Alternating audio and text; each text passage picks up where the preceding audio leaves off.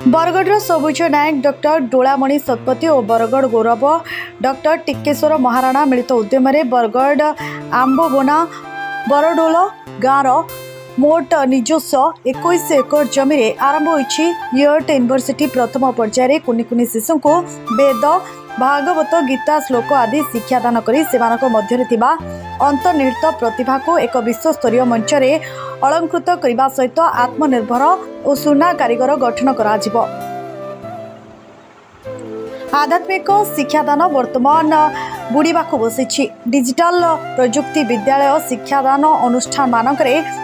आधुनिक जुगरे सहर हेउबा ग्रामांचल पिलांक मध्यरे ज्ञानर संपर्कित शिक्षादान और कंप्यूटर रे आधुनिककरण पाठ पढ़ाइबा व्यतीत अन्य कोनोसी विषय रे पाठ पढ़ा जाउ नाही, किंतु यूनिवर्सिटी रे एक सुंदर और सुस्थ समाज कराजिबा सह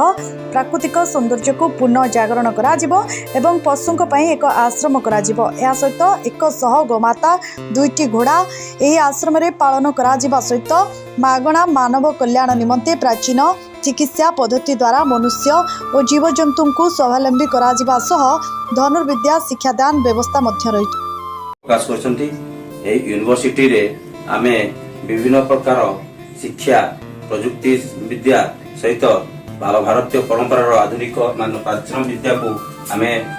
भारतीय परंपरा को भारतीय संस्कृति को विकसित करिबु। प्रथम पर्याय आमे सरस्वती शिशु विद्या मंदिर जहाँ विगत 2 वर्ष तले कोरोना लगी बंद हो पड़ता ताकू पुनर्बार आमे उत्थान करोचु। सरस्वती शिशु विद्या मंदिर रे आमे ए मार्च 8 तारीख को स्थापन करी आम छोट छोट छुआ मानकर शिक्षा ग्रहण को एक पारंपरिक ढांचा आम आरंभ करूँ। जहाँ पूर्व काल गुरुकुल आश्रम जमी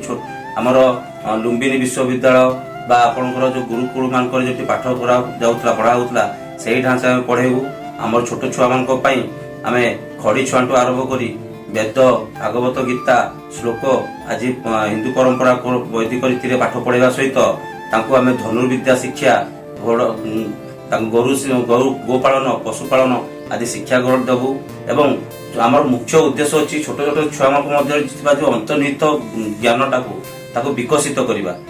मन भर जब निजर प्रतिभा को चिन्ह पारे से दुनिया रे समस्त सहित जीति पारे। कथार अच्छी जो आम जो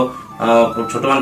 छुआ गोटे सीरियल थिला शक्तिमान जोटी की मुकेश खन्ना कही जब आदमी को हो जाए अपना ज्ञान कहलाएगा और शक्तिमान से शक्तिमान रो थिला आपण जदि निज मन रे आत्मविश्वास अच्छी तो ताले आपण समस्ते दुनिया को जीति पारिबे।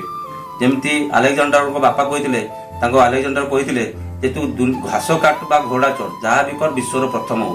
तो से जिनस गुड़ा को आम छोट छुआ भर अंतर्निहित प्रतिभा जोटा कि मो प्रतिभा मो परिचय बोली आम आरंभ करुँ अभियान एवं इंग्लिश मीडियम छुआ माई टैलेंट माई रेकग्निशन भी आरंभ करुँ। छोट छुआ आम मुख्य उद्देश्य होची छोट छुआ भितर गोटे प्रतिभा को जागृत करवा और तांको सर्वशक्तिमान करवा। ता सहित वैदिक रीति रे आम शिक्षादान करुचु एवं कौनसी लोकंक ठारू आम कौनसी प्राप्य आशा करूना तांकर निज साक्ष्य अनुଯାୟୀ ସେମାନେ ତାଙ୍କର ଶିଶୁକୁ ପଢ଼ାଇ ପାରିବେ, ଖୁସିର ସହିତ ପଢ଼ାଇ ପାରିବେ ଏବଂ ଆମର ବୈଦିକ ରୀତିରେ ପାଠ ପଢ଼ିବା ସହିତ ପ୍ରାଚୀନ ଭାରତୀୟ ପ୍ରାଚୀନ ପରମ୍ପରାକୁ ସହିତ ଆମେ ତାଙ୍କୁ ହ୍ୟୁମାନିଟି କୁ ଆମେ ଜାଗ୍ରତ କରିବୁ। ଆମର